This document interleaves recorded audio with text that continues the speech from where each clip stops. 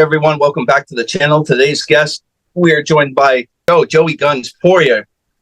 Joe holds a professional record of 4-1, and he's one of the top flyweights in New England. Joe's next fight is at Cage Titan 66 on July 20th. How you doing, Joe? Good. How you doing, man?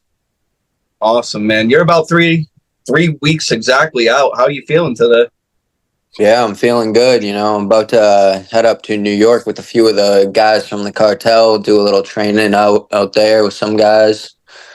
So, yeah, just in the full swing of fight camp, ready to go. Who's been your key guys getting you ready for this camp right now? My main coaches, Tyson Jardier and Pete Luciani, my striking coach.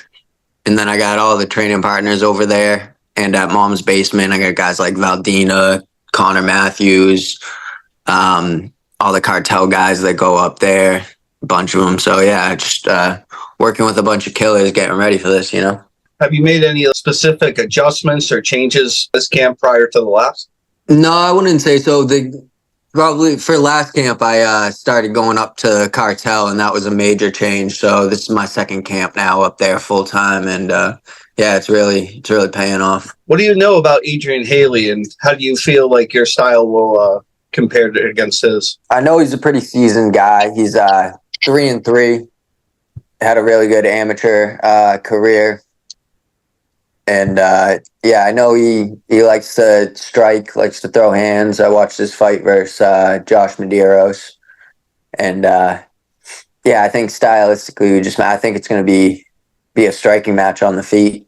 Do you see, like, any holes or areas in this game you could take advantage of? Really quick, fast twitch for this division. And guys just open themselves up for counter shots and shots me leading off. So I mean, I just see my striking being a real difference maker. If it does go to grappling, I see me getting a strangle there too. Since your last one, do you feel like the time off has benefited you in any way?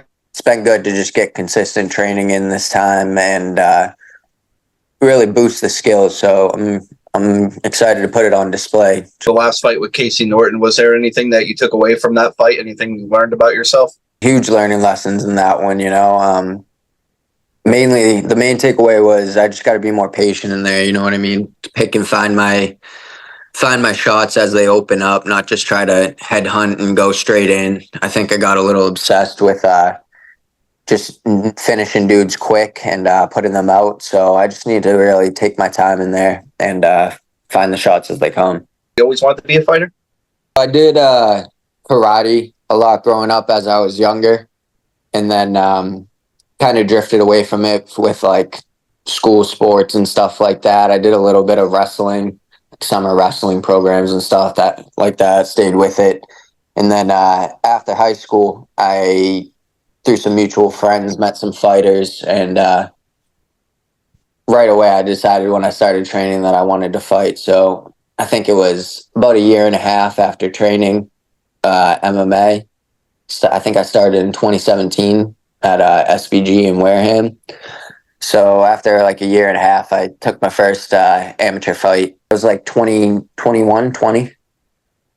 when I took my first fight, my first MMA fight. Started off at SBG in Wareham with like Arthur Mapofu and Jeff Perez is out of there. Chris Sniger, another good fighter. That's where I got hooked up with Pete Luciani, my striking coach, and I had my first 1 or 2 fights out of there, and then I switched to Lozons after that, and then Cartel from there. Do you have anybody that helps you with your nutrition aspects at all?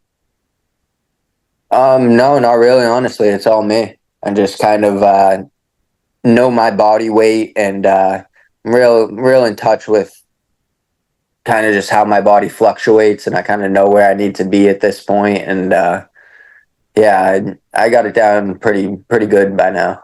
Things you like to do outside of fighting? I'll go golfing, hit the links sometimes. I actually just went this morning.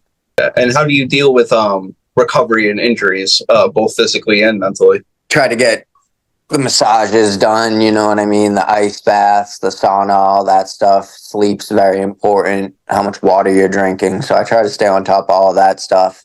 And then as far as mentally, I mean, I'm always bulletproof mentally, and I don't really let things weigh down on me. I brush things off pretty easily. So, and on the opposite end, if things are really going well, I try to not let that sway my emotions either. So I try to be pretty even keel with it. And after July 20th, what's going to be next for you? I'd like to get 2 more fights in this year after July 20th. So the next one that's available, I'm looking to hop on. You know what I mean? What's going to be your go-to post-fight cheat meal? Like a seafood risotto or something like that. You know what I mean? Some like cheesy rice. I like that type of stuff. Connor Matthews, how's it going, man? It's going good. How we doing? Good.